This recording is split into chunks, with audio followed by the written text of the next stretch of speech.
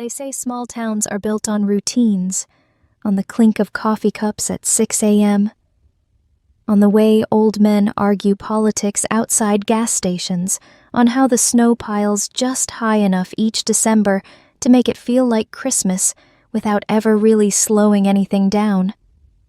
For me, it was always the bell above the library door. That soft, metallic chime marked the hours of my life more than clocks ever did. I was 24 that winter. I worked the front desk of the town library in Fairbridge, Minnesota, a place so small it didn't even have a traffic light. Just 2 diners, 1 laundromat, and 3 churches. We didn't have much, but it was quiet, safe, predictable, which, for someone like me, was both a comfort and a cage. I showed up every morning 15 minutes before we opened, whether it was raining or snowing or too cold for the wind to make noise. I'd sweep the salt off the steps, unlock the creaky front door, and brew a pot of coffee no one ever drank except me. Same motions, same books, same town gossip in hushed voices between the shelves. Life passed slowly, like fog rolling over a frozen lake.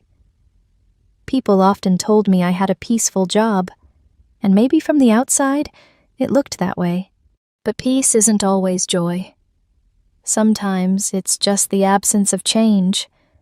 I wasn't unhappy, but I wasn't anything. I hadn't traveled. I'd never dated. I hadn't seen the ocean. My life was a series of dog-eared pages with nothing bold enough to underline. I lived alone in a small apartment above an antique store, the kind of place where the floors squeaked and the heater coughed all night. But the rent was cheap, and no one ever knocked on the door unless the owner downstairs needed help carrying boxes. I didn't have family. Foster homes came and went, and I never stuck long enough to be remembered. No birthdays, no holidays, just gaps I learned not to talk about. I read a lot. That was my world. Pages didn't leave. Stories stayed when people didn't, and I had long since decided that this would be enough. No surprises, no risks, no chance of being someone else's regret. That's how I saw life then. A thing to be endured quietly, not lived loudly. But I remember the day he walked in because the wind blew harder than usual. It rattled the window panes and made the trees moan like something old was waking up. And when the door opened, the bell didn't chime. It just clicked once. Soft. Almost shy. He didn't belong in Fairbridge. That much was obvious. But I had no idea then that the moment I looked up from my desk, my life, as quiet, as contained, as safely invisible as it was already starting to unravel, and in its place, something I never expected was being written. He didn't look at me right away. Most people who walk into a small-town library do, either out of curiosity or simple courtesy. But this man, he stepped inside like he already knew the layout, like he'd been there before, maybe long ago, and was checking if the walls still remembered him. He wore a charcoal wool coat, thick and clean, the kind that didn't belong in places where people changed their own oil. His shoes were polished, his hands uncovered, even in the cold. His hair was gray, real gray, not the stylish kind combed back, but still soft around the edges like he hadn't bothered to style it much. He walked slowly, like his body was too tired to match his mind. I tried not to stare, but something about him made the air feel different. Not threatening, just heavier. He wandered the aisles for a while without saying a word. Not aimless, just quiet. Occasionally he'd lift a book, read the jacket, and return it to the shelf without interest. He didn't look at the fiction shelves. He didn't touch the mystery section. He lingered in philosophy, then stopped near biographies. Stood there for a full minute, then he turned and approached the desk. "Do you have anything about Legacy? He asked. His voice was low, scratchy, like a violin string that had been played too long without tuning. Legacy? I repeated. He nodded once. Not the kind about estates and lawyers, the kind people leave behind without knowing if it mattered. I blinked. He wasn't joking. He wasn't smiling either, just watching me gently, but like he was waiting to see if I understood the question. I thought for a moment, then pointed toward the back wall. There's a small section under essays, personal reflections. It's not big, but it might be close to what you're looking for. He nodded again, slower this time. Before walking away, he asked one more thing. If someone's never really been remembered, is it still worth leaving something behind? I didn't know how to answer that. No one had ever asked me something so quietly devastating. I shrugged, not because I didn't care, but because I didn't want to lie. I think so, I said. Even if no one notices at first, it still matters that you tried. His eyes softened. Not quite a smile, but close. Then he disappeared down the aisle, out of sight. He left 20 minutes later with only one book, a weathered collection of essays by hospice nurses titled What We Leave Behind. I watched him go. No library card, no address, just a name scribbled in careful cursive on the checkout slip. Raymond Ellis. I didn't know it then, but that name, it would come back to me in ways I couldn't imagine. And the question he asked? It would haunt me long after the snow melted. 3 days passed. I hadn't thought much about him, not in any loud way. But he stayed with me the way certain sentences do, quietly, underneath everything. If someone's never really been remembered, is it still worth leaving something behind? I found myself replaying that line in the shower while shelving books, even while heating up soup for dinner. Not because I had an answer, but because the question felt like it was mine too. Then, that Friday evening, something strange happened. I was sitting on the worn-out couch in my apartment, half watching the local news while folding laundry. The anchor's voice was calm, measured, that flat Midwestern cadence made for delivering both weather and tragedy. And finally tonight, she said, a name many in the real estate world haven't heard in over a decade. I looked up without meaning to. The screen filled with a grainy photo of a younger man in a tailored suit, shaking hands with city officials. He looked thinner then, sharper around the eyes, but I recognized him instantly. It was him. Raymond Ellis, the anchor continued, former CEO of Everford Developments and the man behind several major housing initiatives in the late 90s and early 2000s, has issued a rare public statement this week after years of living out of the spotlight. The statement, released through his longtime attorney, confirms that Ellis has been diagnosed with ALS, also known as Lou Gehrig's disease, and has returned to his hometown of Fairbridge, Minnesota, to spend the remainder of his time in quiet reflection. I dropped the shirt in my lap. Fairbridge. He said nothing about being from here, and nothing at all about dying. The broadcast continued with more details, his past projects, his sudden exit from the corporate world 10 years ago, rumors of boardroom betrayals, lawsuits settled quietly. Then came a quote from his statement, and it hit harder than I expected. I've spent most of my life building things with concrete and capital. Now I'd like to build something that doesn't need walls to last. I muted the TV, sat there in silence. The man who walked into my library asking about legacy, about being remembered, wasn't just passing through. He had come home, to die, and maybe to be seen one last time by someone who didn't already know what he used to be. I went back to the library on Monday with a strange restlessness in my chest, like something had been stirred and wouldn't settle. His book sat in the returns bin, same as every other book. No fanfare, no message. Except for one thing.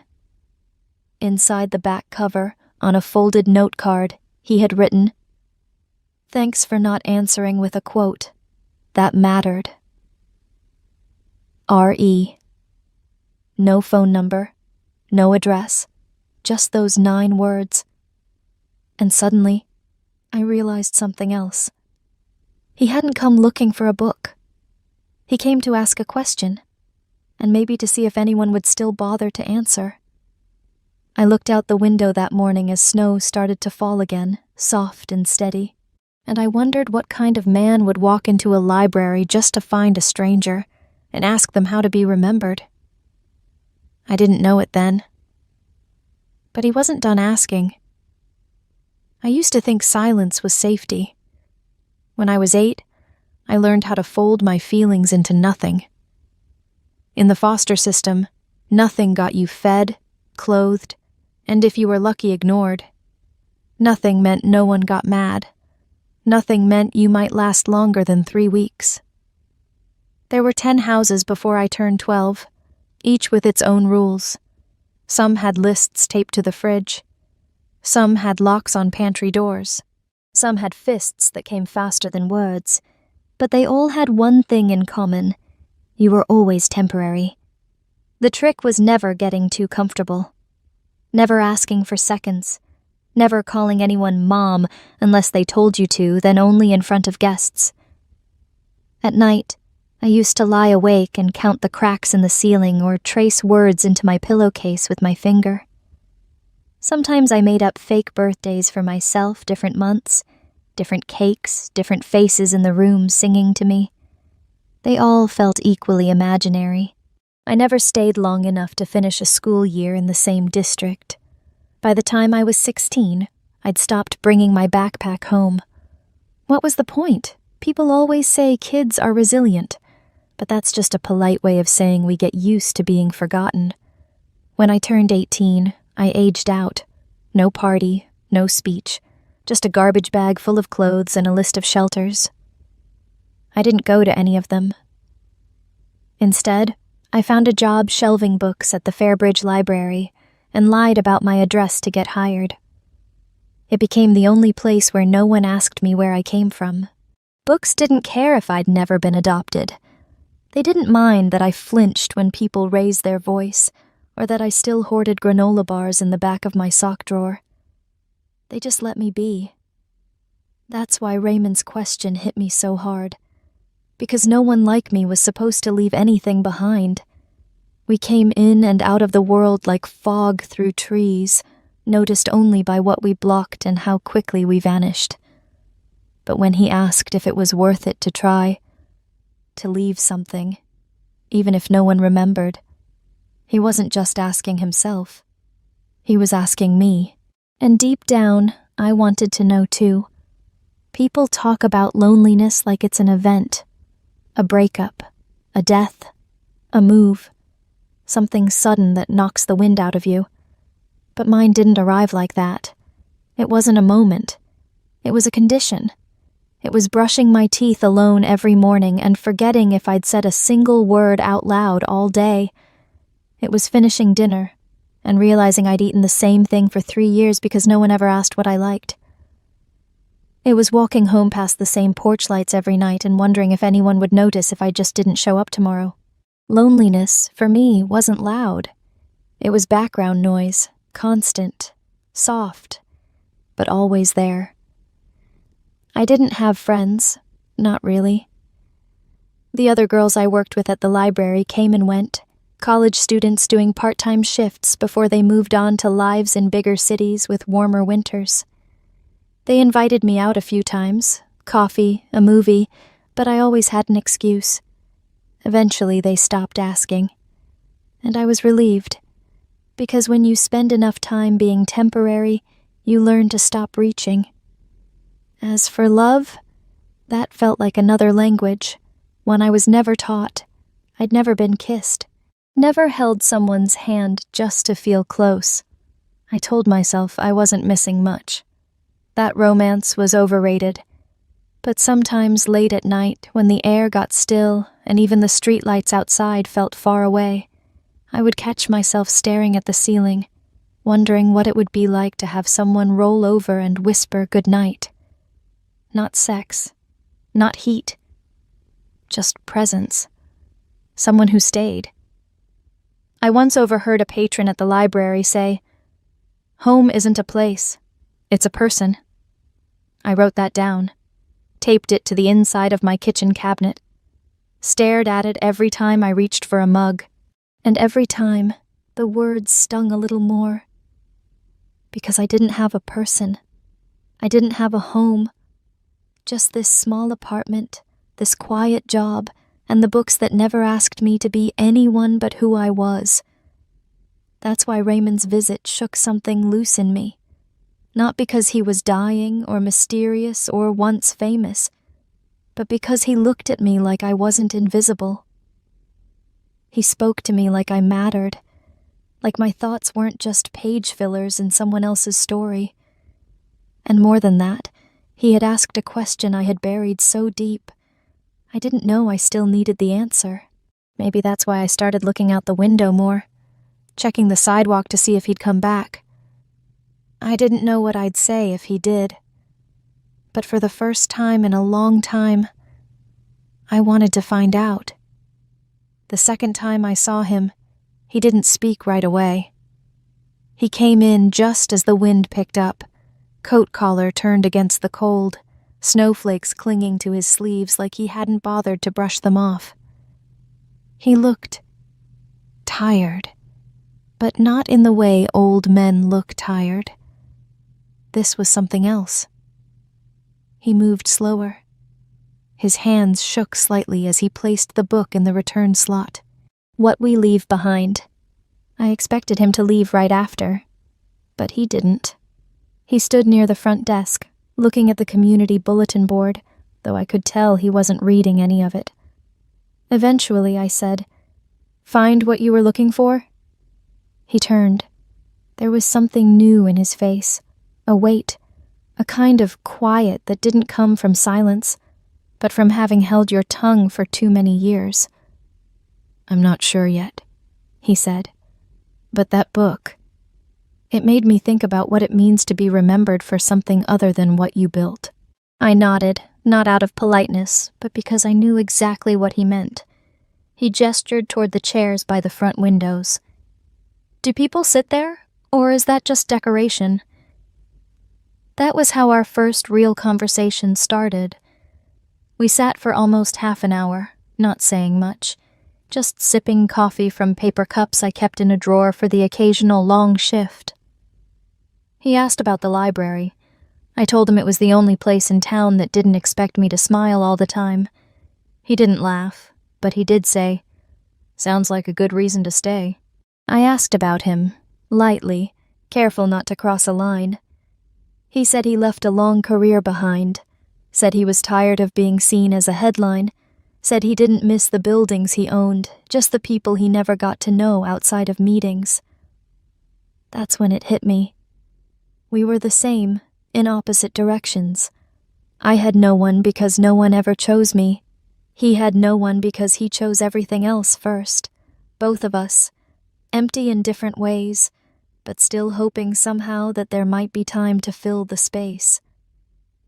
He didn't say goodbye when he left, just nodded and stepped out into the snow.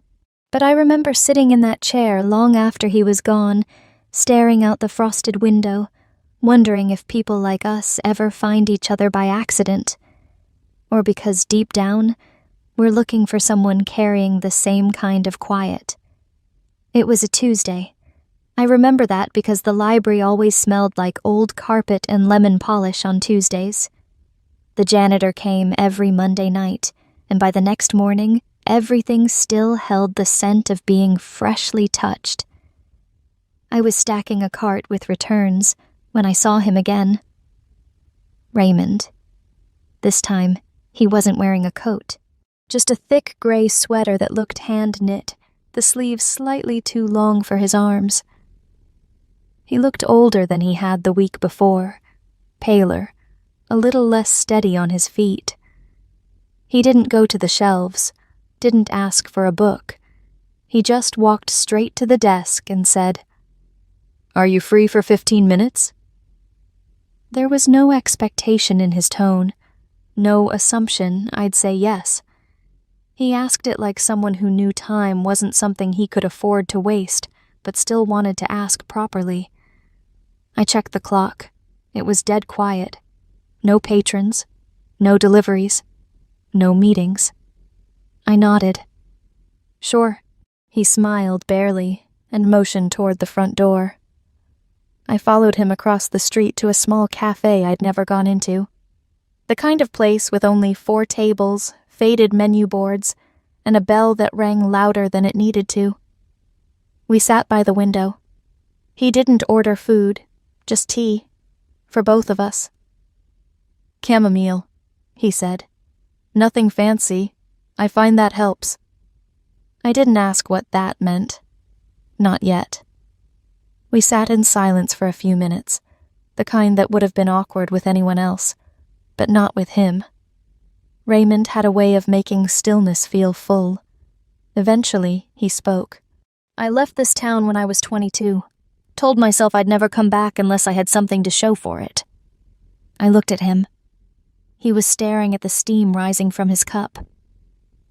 "Turns out, the things I built weren't the things that matter when you know you're running out of time." He wasn't dramatic. He didn't sigh or gesture or try to impress me with regrets. He just stated it like a man naming a truth he'd fought long enough to finally accept. "I've been thinking about what's left, what I'm leaving behind." He paused, then glanced at me. "That's why I came to the library that day." I didn't say anything. Didn't have to. He gave a small nod, almost grateful. Like silence real, listening silence was what he'd needed more than answers. And I realized, in that quiet room with the chipped mugs and the humming radiator, that I wanted to know more. Not about what he built, but about what he'd lost. We met for tea a second time, then a third. Always the same cafe, always chamomile. He never asked anything personal, never pried. Mostly, he listened gently, fully like someone who knew how rare it was to be heard without interruption. Sometimes, he shared pieces of his life, quiet, carefully measured. The money hadn't made him happy. The buildings didn't miss him. His name was still on some plaques in lobbies, but he hadn't walked through those doors in over a decade. "I left a kingdom," he said once, "but not a soul came after me." On the 4th visit, he asked me to walk with him, just around the park. Snow was starting to melt. The sidewalks were a patchwork of slush and sunlight. We stopped at a bench overlooking a frozen pond. He didn't sit, just stood with both hands resting on the back of the bench, breathing carefully. Then he said it, plainly, quietly, no preamble. "I want to ask you something. And I know it's too much. But I also know there isn't anyone else I can ask." I didn't speak. My pulse ticked faster. He turned to me. "I'm dying, Claire. We both know that. Probably sooner than I let on. But before I go, I want to leave something behind. Something that breathes, that laughs, that might someday forgive me for the life I didn't get to finish." I swallowed hard. "I want a child," he said. "And I want it to come from someone who sees me as I am, not as what I was." Then came the part that turned my stomach and steadied my heart all at once. "I want to ask you to carry that child. Mine." The wind died. Even the birds seemed to go quiet. I stared at him, thinking surely I misunderstood. Surely this was metaphor, allegory, some philosophical line about connection and legacy. But no, he meant it. Literally. "You've been kind," he said, and clear-eyed. "You don't pity me. You don't need me. And that's exactly why I'm asking." I found my voice, but it cracked. "Why me?" "Because you don't belong to anyone, and neither do I. But maybe, just once, we could choose each other for a purpose that's bigger than either of us." My hands trembled inside my coat pockets. "I've never been with anyone," I admitted, barely louder than a whisper. "Not like that." He nodded. "I know. That's why I didn't ask this on the first day, or the second. I needed to know you saw me. Not the headlines, not the diagnosis. Just me." I couldn't breathe. Not properly. It wasn't a proposal. It wasn't romance. It was an offering. Strange. Impossible. Sacred in its own broken way. He didn't press. Didn't plead. He just stood there, still as stone, and said, "You don't have to answer now, or ever. But I had to ask." And with that, he turned and walked back the way we came, leaving me standing alone, with the winter sun on my face, and a question in my chest I didn't know how to carry. I didn't go back to the library that afternoon. I walked. Nowhere in particular, just around the edges of town, past shuttered stores and pickup trucks covered in salt, past the diner where nobody ever sat alone without drawing stares. The cold seeped through my boots and bit at my fingers. But I didn't care. His words kept circling in my head like birds that couldn't find a place to land. A child. Mine. With you. I said them to myself silently, trying them on like shoes that didn't fit, but still hurt to take off. By the time I got home, my legs ached and my cheeks were raw from the wind. I stood in my kitchen for 10 minutes without turning the light on, just staring at the taped-up quote inside my cabinet. "Home isn't a place, it's a person." I made tea but didn't drink it. I sat on the floor with my knees pulled to my chest and tried to sort through the 1,000 questions clawing at my brain. Was he using me? Was I flattered? Offended? Confused? Was it wrong to even be considering this? I wasn't afraid of pregnancy. Not really. I wasn't even afraid of people talking, because who would talk about me? What I feared was what this would make me. Would I become someone I didn't recognize? Would I regret saying yes? Or worse, regret saying no? I kept going back to the way he looked at me when he asked. Not like a man begging for anything. More like someone offering his final card, not because it would win him the game, but because he didn't want to die without playing it. It wasn't lust. It wasn't manipulation. It felt strangely like trust. And in a life where no one had ever asked me to carry anything that mattered, this felt enormous. Terrifying. Sacred. Like someone had handed me a glass heart and said, "This is all I have left. Keep it safe." I didn't sleep. I lay awake until the sky shifted from black to blue, until the radiator hissed and the birds made their first half-hearted songs through the frost-bitten trees. And when morning came, I still didn't have an answer. Just the growing realization that whatever I chose, it would change everything. I didn't call, didn't write, didn't give him any warning, just showed up. His cabin sat at the edge of town, past the frozen creek and a narrow dirt road no plow ever seemed to reach. I walked the last 100 yards on foot, boots sinking into snow up to my ankles, breath fogging in short, nervous bursts. It was smaller than I imagined. Not the kind of place a man like him should have ended up in. Weathered siding, one crooked window box, and a woodpile stacked with precision that felt almost ritualistic. I hesitated on the porch, raised my hand to knock, lowered it, then raised it again. Before I could touch the door, it creaked open. He stood there in a flannel shirt and knit cap, surprise flickering across his face before softening into something else. Not joy, not relief, just a quiet understanding. "You came," he said simply. I nodded. He stepped aside, letting me pass. Inside, the air smelled faintly of cedar and chamomile, like he'd boiled tea for no one all morning. There was a fire going in the corner stove, and books stacked everywhere, in neat, deliberate towers. No TV, no photos, just stillness. He didn't ask why I came, and I didn't offer a reason, because if he needed to ask, maybe I wasn't ready after all. We stood there for a long beat, surrounded by walls that had seen more silence than conversation. Then I slipped off my coat and said, "It's warm in here." And what I meant was, "I'm staying."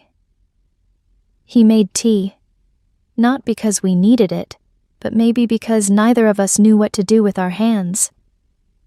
We sat at the small kitchen table, steam rising between us like a third presence in the room. The only sound was the soft crackle from the fire and the distant groan of trees shifting in the wind outside. He didn't ask if I was sure. He didn't ask anything at all. And somehow, that made me trust him more. When I finished my tea, I looked at him. His hands rested on the mug, knuckles pale, fingers still as stone.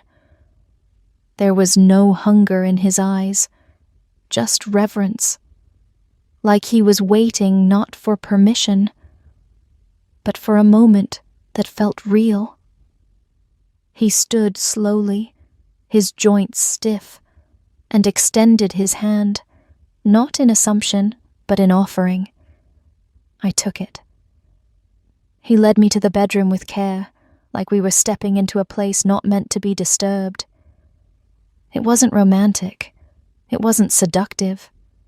It was simple, sparse. The sheets were clean, a blanket folded with military precision at the foot of the bed. When we lay down, it wasn't rushed. He touched my hand first, just held it, as if to say, "We're here together now. Nothing more needs to happen until you're ready." And I was. Not because I fully understood, but because I didn't want to be untouched by life anymore. He brushed a piece of hair from my cheek and whispered, "You're not doing this for me. You're doing it with me." That mattered more than I knew how to explain. When our bodies met, it wasn't a performance. It was awkward, quiet, unsure. But it was honest.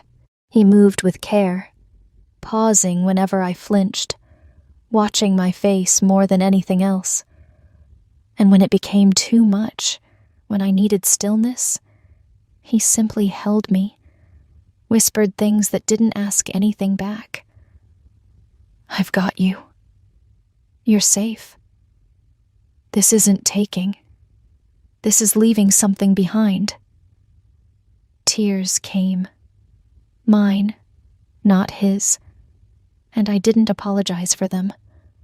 I didn't even understand them. They weren't about the act. They were about being seen. Afterward, we lay there, not speaking, his hand over mine, our breathing uneven, but synced in that quiet way people sometimes fall into when there's nothing left to prove. I stared at the ceiling, wondering if this was what being real felt like. Not special, not magical, just whole. He fell asleep before I did, his breath shallow, rattling faintly in his chest. And I watched him, not as a dying man, but as someone who had, for one night, allowed me to feel like I wasn't invisible anymore. The sun came up without fanfare, just a pale light slipping through the slats in the blinds, casting thin gold lines across the quilt. The fire in the stove had burned down to embers. The air smelled faintly of ash and dried lavender. I was already awake when he stirred beside me. Neither of us said anything. He blinked a few times, then turned to look at me.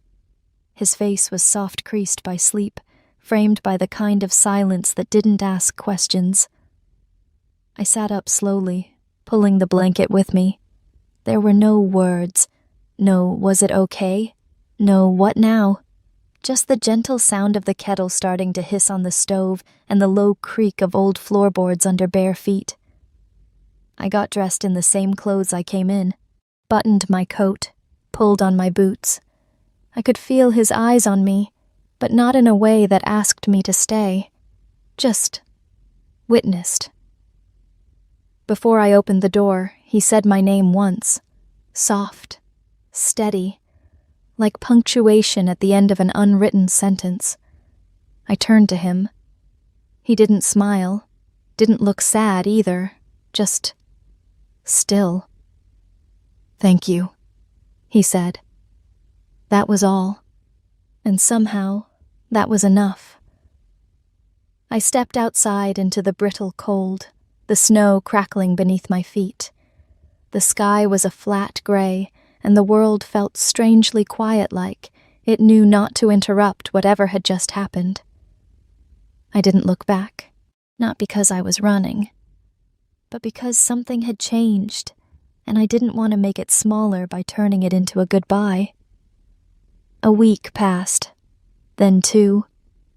I went back to work, filed books, answered reference calls, nodded through small talk I wasn't really in. Everything around me stayed the same. But I didn't feel the same. It started with the smell of coffee, something I used to crave. Suddenly, the scent made my stomach twist.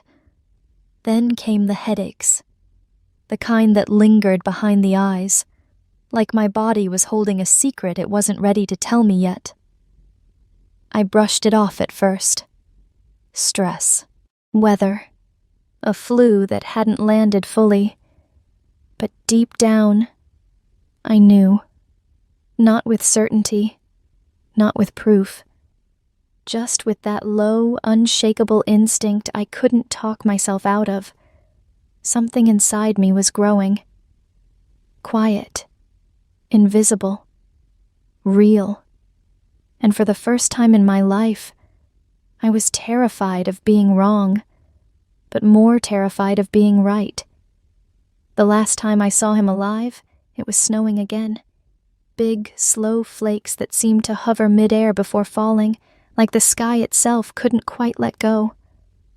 I found him in the same chair by the fire, wrapped in the same wool blanket. A half-finished book lay open on his chest, his thumbs still tucked between the pages. He looked smaller than I remembered. Not just thinner, fainter, somehow. Like the outline of who he'd been was starting to fade. He opened his eyes when he heard me enter. Didn't speak. Just reached out his hand, the same way he had that night in the kitchen when everything began. I sat beside him. We didn't talk. There was nothing left to explain. No questions to ask. Just the steady, fragile rhythm of his breathing, each inhale lighter than the last. At one point, he looked at me and mouthed 2 words. Not loud, not even sound, just the shape of it. "Stay, please." So I did. I held his hand until it stopped twitching. I watched his chest rise and fall one final time, like a wave touching shore, then retreating quietly, without drama. There were no beeps, no alarms, no last-minute declarations. Just stillness. He left the way he lived in the end, on his own terms, without spectacle. And I stayed long after the fire burned down, holding his hand, not because he needed me to, but because for once in my life, I wanted to be the person who stayed. The days after his death moved strangely. Not fast, not slow, just sideways. People in town whispered about it, about the old man who came back to die, about how no one really knew where his money went or who got what. But no one asked me anything, and I didn't volunteer.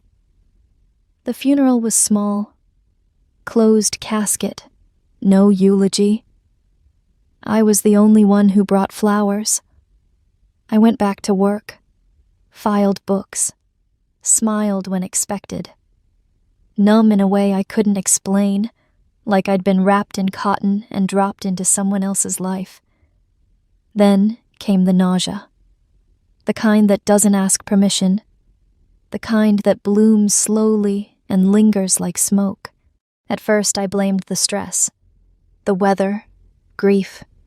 But when my body kept shifting in ways I couldn't ignore, tightness in my chest, a different weight in my hips, that sharp, quiet awareness in my core, I knew.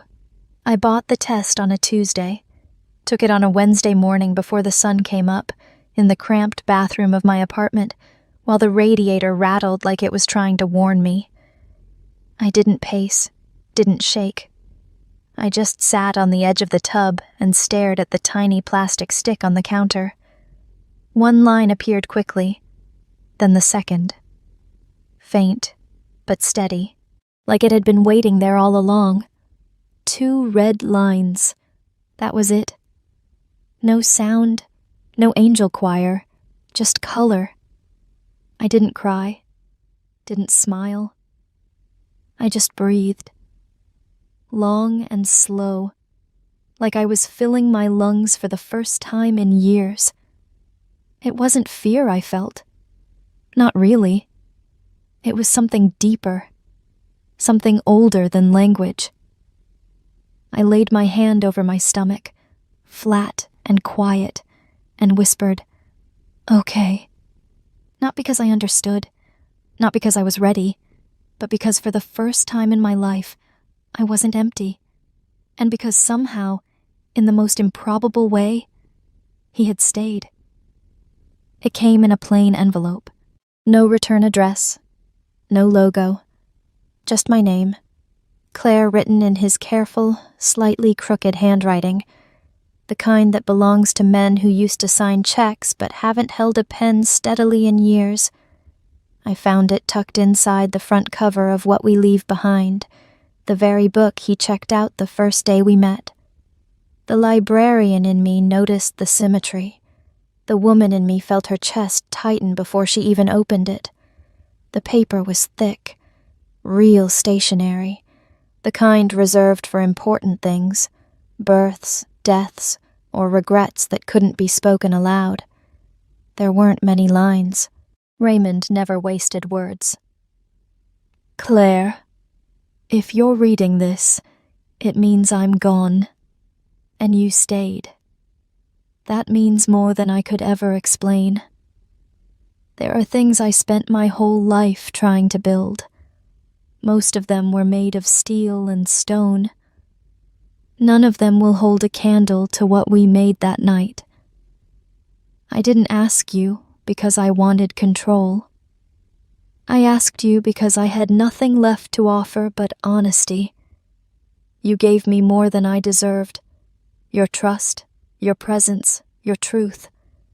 If a child comes of this, know that it was born not from desperation, but from choice, from the quiet, impossible hope that 2 people like us, unclaimed, unchosen, could leave something behind that mattered.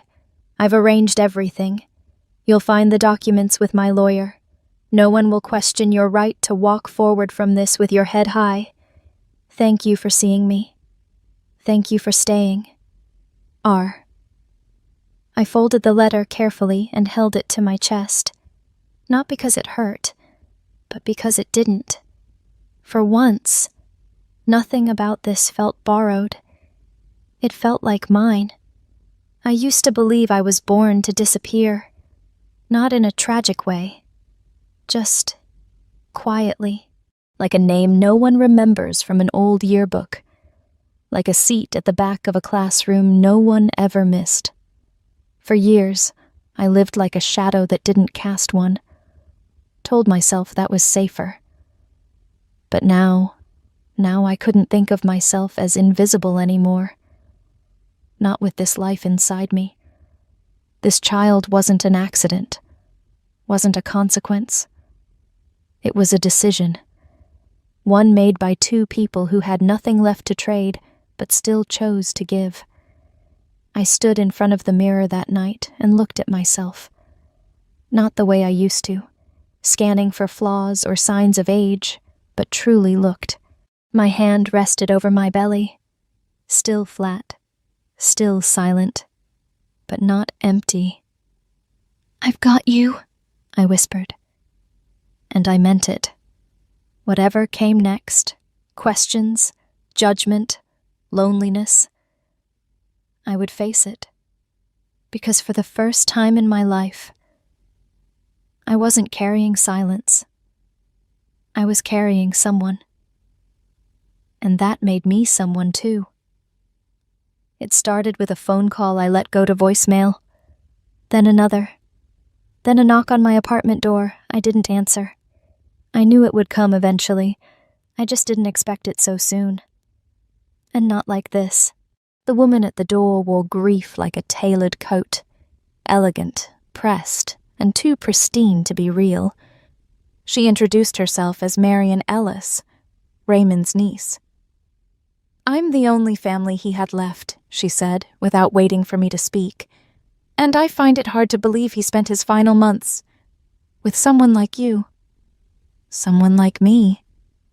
She said it with a smile, but it stung worse than a slap. Behind her were two men in suits, lawyers, or something close enough. One carried a file.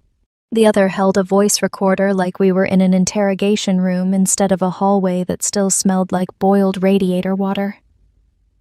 "We're here to clarify a few things," one of them said. They didn't sit, didn't drink the tea I offered. They only wanted answers, fast, clean, and preferably ones that matched their narrative. They asked how I met him, why he would leave anything to me, if I had any proof of what happened between us. I told them about the letter. They asked if I forged it. I told them about the nights, the conversations, the truth. They said I was manipulating a dying man. I showed them the sonogram. Marian's face went pale, but not from shock. From rage. "This is a setup," she snapped. "You're using a pregnancy to extort the estate. There's no way he would have done this willingly." "He did," I said calmly. "And he left it in writing. You were never there. I was." The room fell quiet, but I could feel it, that slow, coiling heat of being disbelieved, of being reduced to nothing more than a girl with a sad story and an agenda. They didn't shout. They didn't threaten. They just left behind a business card and a warning. "There will be a legal review. And if you're lying, Ms. Lawson, it won't end quietly." The door shut. Their footsteps faded. And I stood there, alone again. But this time, I wasn't empty. I looked at the sonogram still in my hand. Let them talk. Let them dig. I didn't need to convince anyone I was telling the truth, because the truth was growing inside me, heartbeat by heartbeat. 3 days later, I got a letter. Not an email, not a voicemail, an actual letter-heavy paper, dark blue ink, signed in clean, deliberate cursive. Gregory H. Alcott, attorney at law, Raymond's lawyer. He asked to meet. Neutral location. Public. Polite tone, but with a weight behind it that told me this wasn't just formality. We met at the same cafe where Raymond and I once sat. Chamomile tea, 2 cups. He was older than I expected. Gray beard, wool scarf, glasses that kept sliding down his nose. He didn't waste time on small talk. He pulled out a manila envelope and placed it between us. "I knew Raymond for 23 years, he said. "I've never seen him write a letter by hand. Until you." I kept my hands in my lap, unsure whether this was accusation or acknowledgement. "He trusted very few people," Gregory went on. "But in the last weeks of his life he made several choices that surprised me, including updating his will, quietly, without involving the family." I said nothing, just listened. "I read the letter he left you," he said. "It wasn't for legal defense. It was for you. But he gave me permission to confirm its authenticity if needed." My eyes stung. I blinked fast. "He also left me instructions," Gregory added. "If anyone, especially family, challenged your story, I was to represent your interests. Personally." I looked up, finally meeting his gaze. "Why?" I asked. My voice cracked. Gregory smiled, small, tired, but genuine. "Because in 30 years of law, I've watched men die with money, land, and legacies no one cared about. Raymond. He didn't want to leave behind another building. He wanted to leave behind a choice. One decent, human choice." I exhaled, something inside me loosening for the first time in days. "You believe me?" I whispered. "I do," he said simply. "And more importantly, he did." He pushed the envelope toward me. "Inside is everything you'll need if the family comes back. But more than that, there's a handwritten note to the court. He wanted the world to know this child wasn't an accident. It was his decision." I nodded, throat tight, unable to speak. As he stood to leave, he said one last thing. "You're not alone in this. Not anymore." And for the first time since Raymond died, I believed it. It didn't take long. 2 weeks after Gregory's visit, I was served official papers, a thick envelope with bold type and cold language, petition to challenge the will of Raymond Ellis, claim, undue influence, fraud, mental incapacity. They wanted everything revoked. The child dismissed as fiction. Me, erased as a footnote in a life they never showed up for. I sat on the floor of my apartment, back against the fridge, fingers trembling as I held the papers. It felt like being dragged out of my own story and dropped into theirs. A story where I was the villain, the manipulator, the liar. But I wasn't alone this time. Gregory filed a response within 48 hours. He'd seen this before families who mourned the money, not the man. He wasn't just my lawyer now. He was Raymond's last line of defense. The depositions were brutal. They asked about my past foster care, therapy records, income level, the fact I lived alone. They asked if I'd been targeting vulnerable men. They called me naive, then too calculating. Too poor to say no, too clever to be trusted. I answered every question. Calm, direct. No apologies. Gregory told me later I reminded him of Raymond in those moments, clear-eyed and unshakable when it mattered most. They submitted expert testimony, trying to claim Raymond wasn't of sound mind when he updated the will. But we had letters, medical records, witnesses who saw him at the library, sharp and deliberate. We even had the cafe owner who remembered us coming in every week, always together, always quiet, always present. What they didn't have was him. And what they couldn't undo was the truth he left behind. Still, it dragged on. 4 months, then 6. Hearing after hearing. Legal language stacking up like bricks between me and peace, but I never wavered. because every morning I felt the life growing inside me. Kicks, turns, the ripple of something real just beneath the skin. And every time I touched my stomach, I remembered why I was fighting. Not for money, not for recognition, but because this child had the right to know you were wanted, you were chosen, you were never a mistake. The final hearing came in early spring, a rainy morning, pale light through courthouse windows. Gregory stood beside me as the judge read the ruling. The will stands. The child's rights are protected. Claire Lawson's guardianship is legally recognized. I didn't cry. I just let out a breath I'd been holding since the moment I said yes to Raymond in that quiet cabin. Outside, I stood under the courthouse awning, the rain misting my face. And for the first time in my life, I didn't feel like I had to run. I had won. Not the money, not the case. I had won my name, my place, my right to be here. And now, it was time to choose a name for someone else. There was no one in the waiting room, no flowers, no camera flashes, no anxious relatives pacing the hallway, just a nurse with kind eyes, a quiet delivery room, and the low hum of machines keeping rhythm with my breath. Labor came slower than I expected. 12 hours, then 14. Time stretched and folded in on itself until it no longer meant anything. The pain was sharp, raw, but not frightening.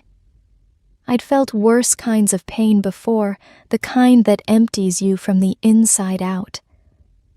This was different. This was pain that built something. And when it was finally over, when the nurse placed him on my chest, wrinkled and wailing and impossibly real, I didn't cry. I just stared at him, wide-eyed, silent, like I was meeting the universe for the first time in the shape of a boy. "Elias," I whispered.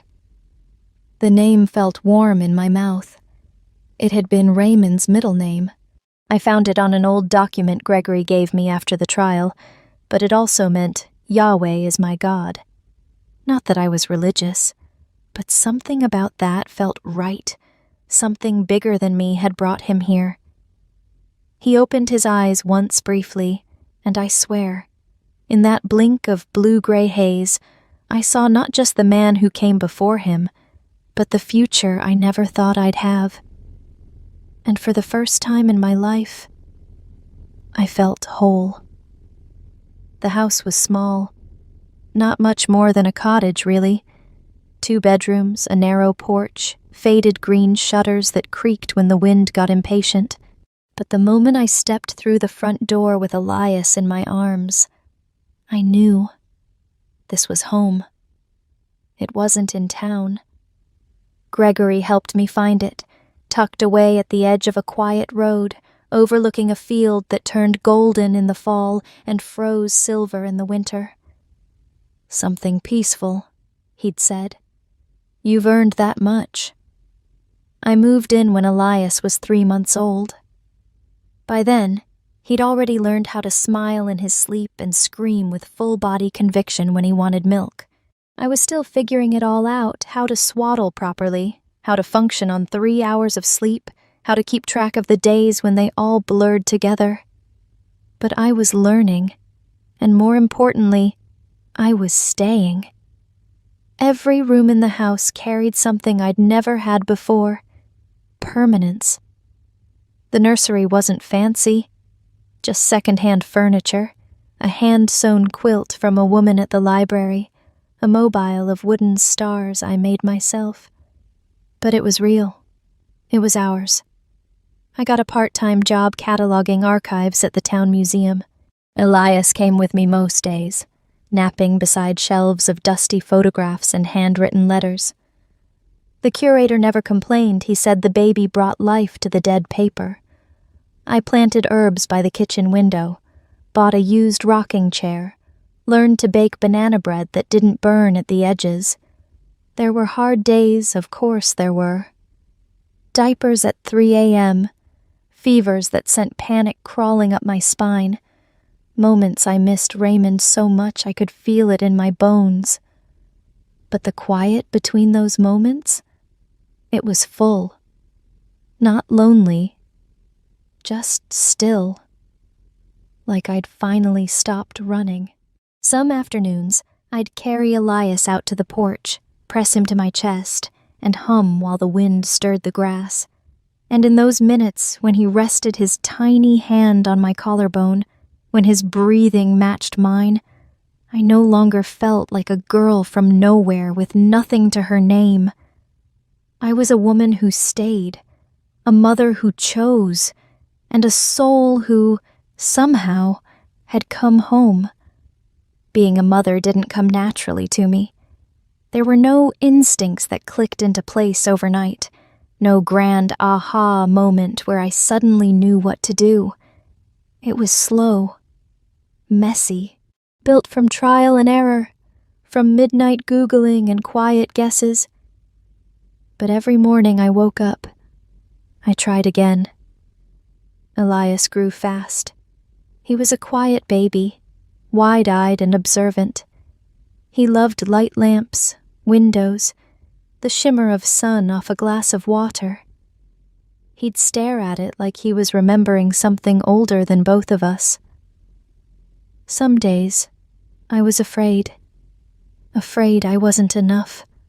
Afraid I'd pass down my silence, my sadness, my long history of being unwanted. But then, he'd reach for me.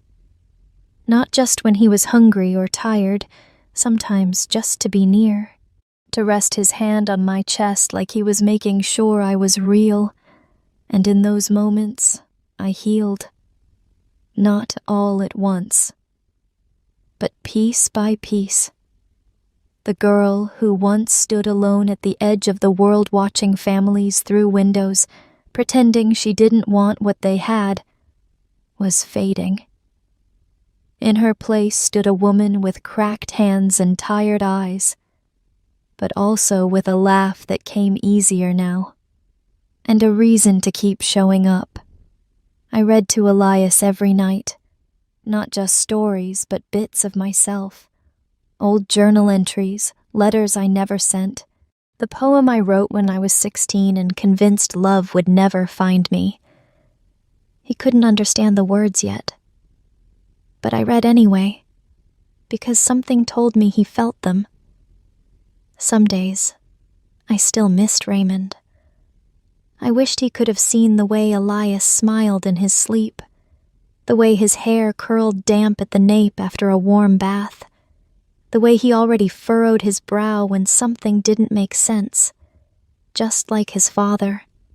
But mostly, I hoped Raymond knew this, that I kept going, that I kept the promise, that I turned loneliness into something living, and that every time I tucked Elias in, kissed his forehead, and whispered, "You're home," I was saying it to myself too. I used to wait for approval, wait to be chosen, wait to be seen, wait for someone to say, "You're allowed to be here." But not anymore. Not since Elias. I no longer ask myself if I deserve this life. I live it, fully, deliberately. I walk into school meetings, grocery stores, and doctor's offices with my head-high diaper bag on one shoulder, Elias on my hip, and not a trace of apology in my steps, because I am his mother, not by chance, not by accident, by choice. And that means something. I don't owe the world an explanation, not for how he came to be, not for why I stayed, not for who I used to be. He is mine, and I am his, and for the first time in my life, I don't need anyone's permission to belong. It had been almost 2 years. The stone was simple. Just his name, Raymond Ellis. No titles, no quotes, just the years that marked his entrance and exit. I stood there in the quiet morning, Elias on my hip, still blinking the sleep from his eyes. The cemetery was mostly empty, just wind through bare trees and a squirrel darting between headstones. I laid a single white tulip at the base of the marker. "Hey," I whispered. It felt strange, talking aloud to stone, but I knew he was here. Not in a mystical sense, just in the weight I felt in my chest, in the way the wind stilled for a moment like it was listening. Elias reached out, touching the edge of the stone with his small hand. He didn't know what this place meant. Not yet. But one day, I'd tell him. I pulled a folded envelope from my coat pocket. It was worn soft at the corners. Raymond's letter. The one he left me. I hadn't read it in months, but somehow, I'd memorized every word.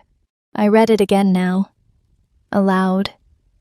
Each sentence landed differently than before, because now I understood them not as promises, but as truths he had fulfilled. When I finished, I crouched beside Elias.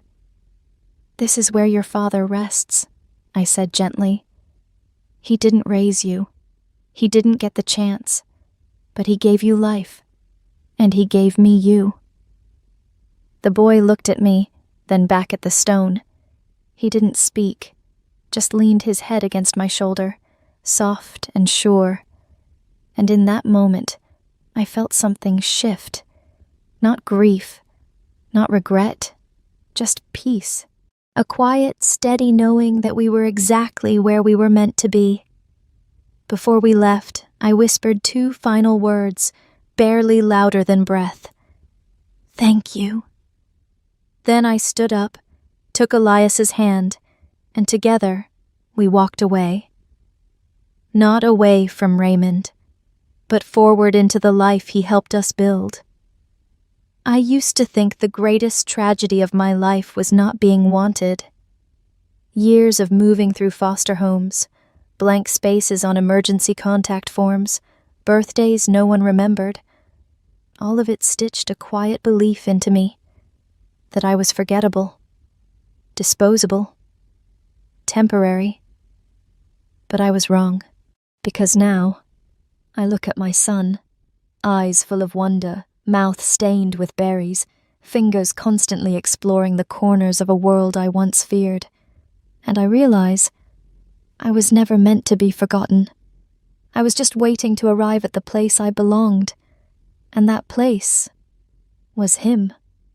There are still hard days, bills, loneliness, nights when I wish I could pick up the phone and hear Raymond's voice, even just once. But there's not a single part of me that regrets the choice I made. Not the fear, not the judgment, not the solitude. Because what I got in return wasn't just a child.